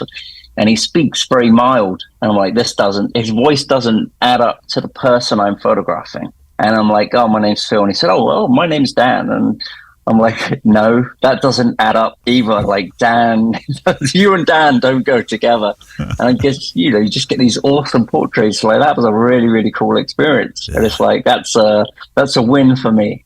Are you audacious as a street photographer? Do you get nervous shooting? I mean, you've been doing it a long time now. You've been in news photography. You're a world famous street photographer now. You are literally a world famous street photographer. Very kind to say. I don't think it, but yeah, I don't know if that makes you feel awkward or not. It's not supposed to. But how brave are you? I mean, in terms of confidence. How brave are you? I think I was braver when I was doing the celebrity stuff, believe it or not. I'm not one of these street photographers that can jump in front of people's faces with a camera and a flash. I can't do that. I could do it when I was doing the celebrity stuff. I don't know. I'm a little bit more standoffish with my street stuff. Are you? Yeah, I'm just, I'm a little bit more laid back about it. There's also like kick into gear when it's depending on what the scenario is. If I'm covering a protest, I'm very aggressive, very kind of, I'm in it.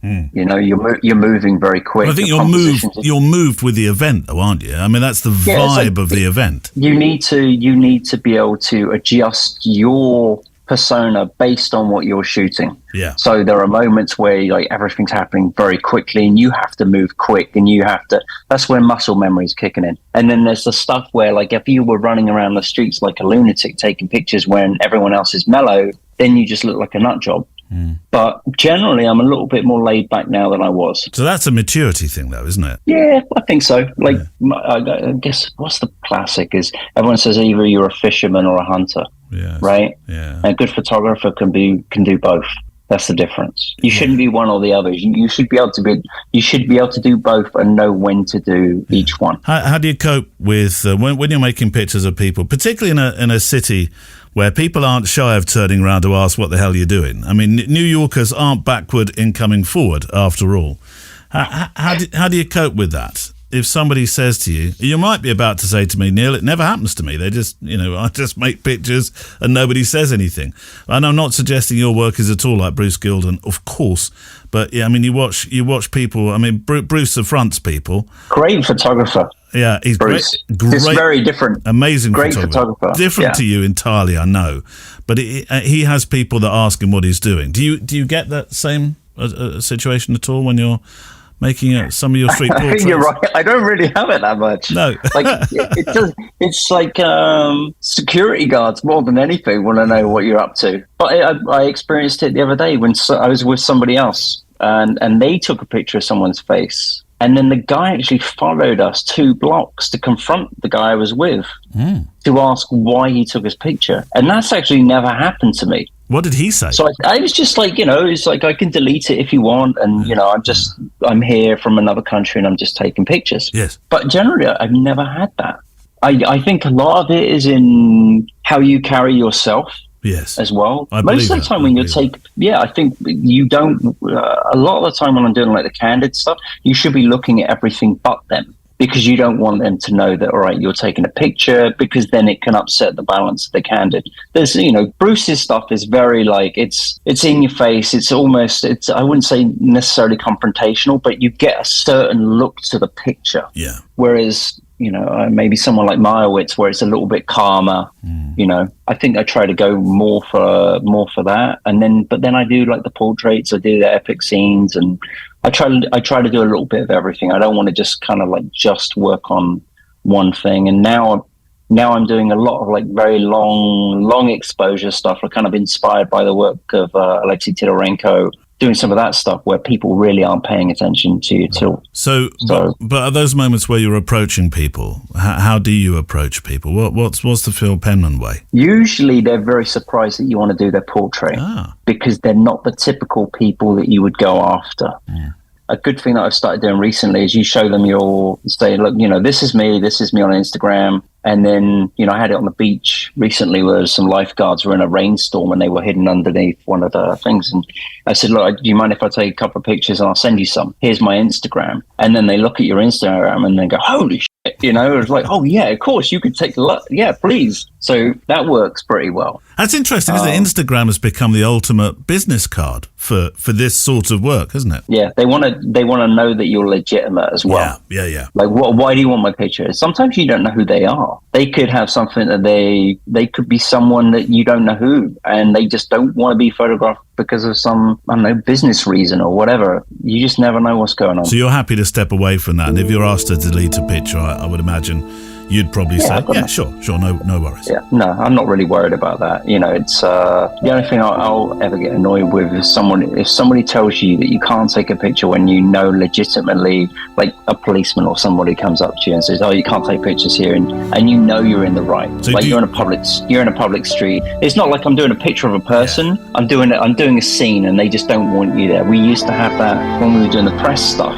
If we listened to every policeman that told us that, we'd never have any pictures ever. So they're the moments you dig your heel in. Yeah, those are the ones you dig your heel in. But I learned after a while, don't get into confrontation with anybody, because what used to happen was the photographer or the paparazzi or whoever that would get in the confrontation, they would spend all their time arguing with the person, and actually that policeman or whoever came up to you was like to distract you from what's really going on, like someone sneaking out. So I always knew, like, oh, no problem, walk away, get in position, because the picture's about to happen. Yeah. So now I just say, yeah, whatever, and then come straight back 2 seconds later. I ask a question at the end of all my interviews now, it seems, if I think they're right for it. You're right for this. What keeps you doing this, Phil? And I think you may have mentioned this earlier on. I think you did mention a three-letter word that I'm going to use now. What is your why? Love it. Couldn't see myself doing anything else. There's a high, definitely an adrenaline high when you're shooting something really good, and you're always chasing that as well. It's addictive, very addictive. But it also, I always put this at the bottom of the post as well. Like, the experience of taking the picture is more important than the result itself, because I've met so many cool people. I've been introduced to so many things that I never would have done. Like, I never would have been in Brazil. I never would have gone to any of these countries. And this little tool of a camera has taken me all around the world. It's introduced me to Bill Gates, all these people. What else is going to do that? From every walk of life, from the guy on the street to Tom Cruise. It's awesome. And my thanks to Phil Penman, who returns on Monday. It's September the 11th. There's a short special about and commemorating 9/11, a commemorative programme featuring Phil, the photojournalist and one of our guides in Africa in January, Jason Florio, and one of the masters of street photography, a documentarian as well, Joel Meyerowitz. So that's Monday, and then of course we have a special show which will be made on our Scottish retreat. Getting excited again, with 6 friends and Mally. Mally, I shouldn't do it like that, should I? With 7 friends, including Mally. But if you can't wait until Monday or next Friday and you want to walk a little further together, then the Extra Mile edition number 55 is waiting for you. This week we look into the world of wildlife. And I also get a bit confused about guilt. The Extra Mile is part of our private Patreon channel, where our wonderfully supportive community of walkers and photographers who want to help keep this podcast here week after week make a modest and generous monthly or annual contribution, starting as little as £3 a month. On this week's Extra Mile, a big component of any wildlife photography, I think, is fieldcraft and understanding what the creature is likely to do next. So every animal pretty much will have what you call a circle of fear. So you can approach to a certain point and it will tolerate you. And then beyond that point, it will either go for you or it will disappear. Or even more frustratingly, it will just keep edging away from you to keep that distance away from you. So I was up on Victoria Peak the other day and I found a bamboo pit viper, and it's wrapped around a branch. Right. Okay, so this thing is highly venomous, and I'm getting closer and closer, and I'm watching for signs of the thing being uncomfortable with me, and I didn't see any.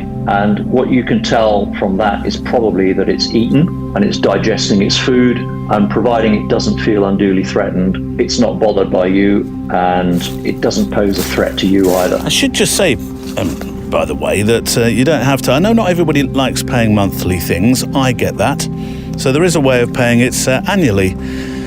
Well, if you go to the website, photowalk.show, there's a page dedicated to our extra mile. It's right, our PS to the show is to come. But before that, we need a play-out song just to make some final frames to, or think about what's been said today. And, usually I have a sort of dreamy number.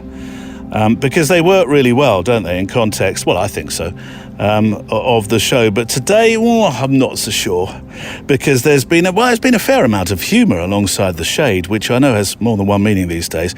But I am a little bit worried. You're going, and maybe it's because I'm getting excited because I'm going to Scotland that I've chosen something a tad more left field. Let's just say that. Don't think that I've been sniffing the dandelions, please. But I'm featuring this for, it's a reasonably self-indulgent reason in some respects. I was working at an event over the weekend, which I talk about on the Extra Mile, just briefly.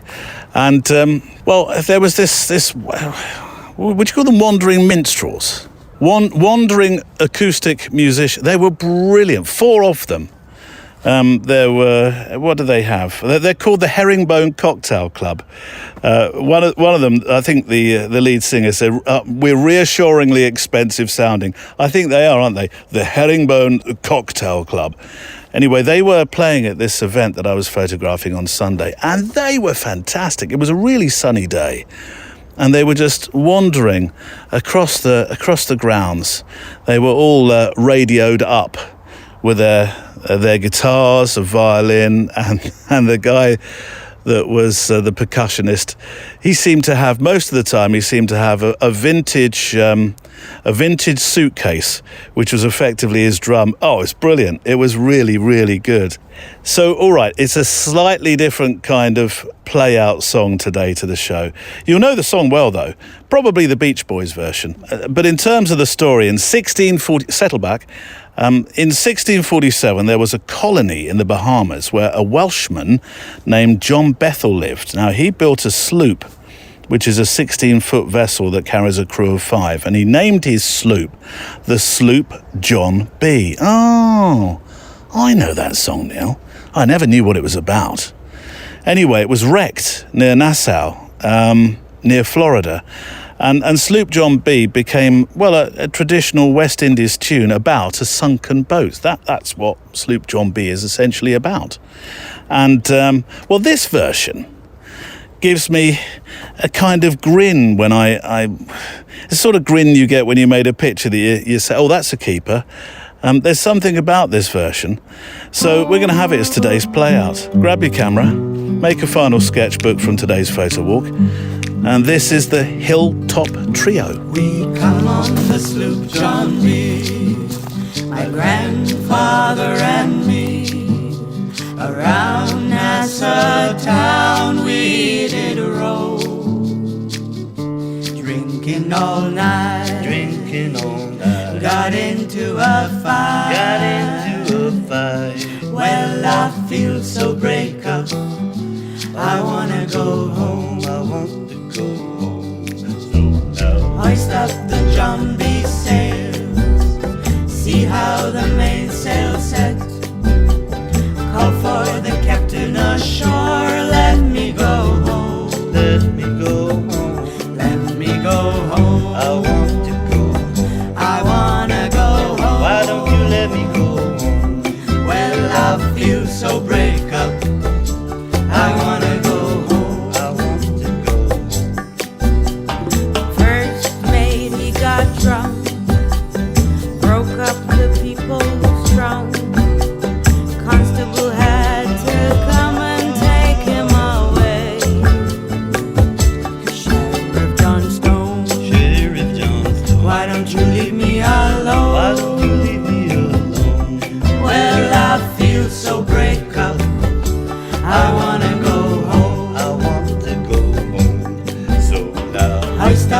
John B. sails. See how the mainsail set.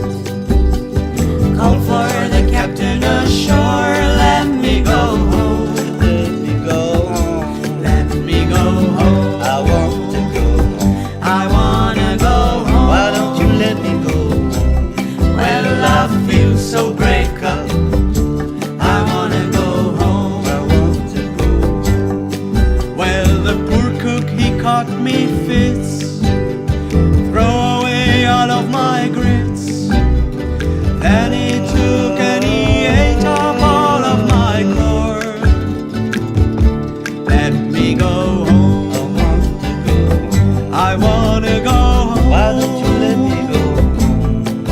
This is the worst trip since I have been born.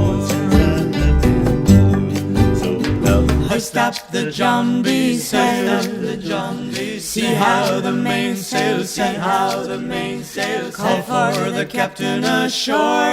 Let me go home. Let me go home. Let me go home. I want to go home. I wanna go home. Why don't you let me go home? Well, I feel so break up. I wanna go home. I want to go home. Now Hoist up the John B. sails. See how the mainsail set. Call for the captain ashore. Let me go home. let me go home. Let me go home. Let me go home. I wanna go home. Why don't you let me go home? Well, I feel so break up. I wanna go home. I want to go home.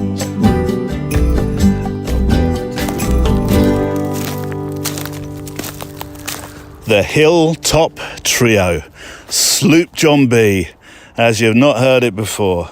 There are a few different versions around, actually. But I thought that's my play-out offering for today. That final song that we have on the show while you make a few closing pictures from your walk. I've got to make one myself. What should we do? What should we do? What should we do? Oh, I know. Look up. Here we go. Look up. My mentor, Steve Shipman, he said that. Look up. That tells the story of the day as much as anything else. There's a few clouds. It's been cloudless, really. But I tell you what, if I shoot through the canopy of the trees, that gives it some edging and almost a sort of natural vignette in many ways. I'm going to have to underexpose so the trees become silhouettes, really, because there's still a... sorry. Peaked early there, Neil. I did a bit. I wasn't a bit too trigger happy there. ISO 160, f4. I'm underexposing the shot quite a lot. I'm down by 2/3 of a stop. It's either a sketchbook today or it's a 365. One of two. Just a few closing thoughts before the PS. My sincere thanks to you if you are or you're about to become an extra milers. You really do help keep the show here. You might be thinking, does he just say that? Does he? Well, no, I don't, because this show and the Extra Mile and the YouTube channel to come, and even though the retreats are a commercial venture, of course they are, everything takes time to organise, and the further this podcast goes, the more I want to do with it. And the more I want you to become involved within the community, because I really do believe that photography, in terms of mental health particularly, the community around photography is such a precious thing. So that's why we have an Extra Mile. So thank you to those that are Extra Milers, which you can find on the website.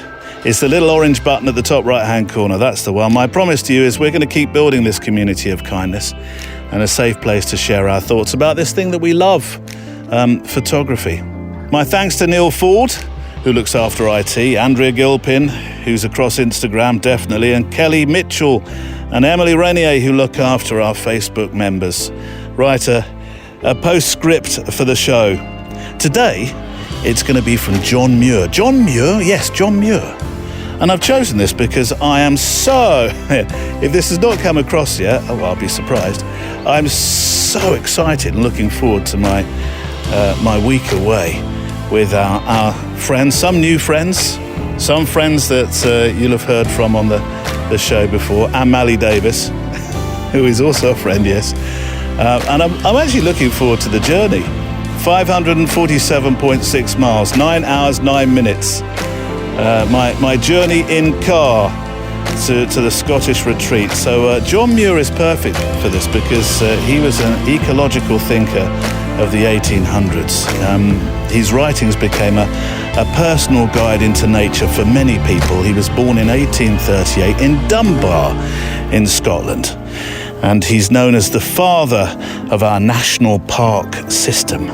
Anyway, we'll report back from Scotland land, next week. So from John Muir, our PS is a simple one. The mountains are calling, and I must go.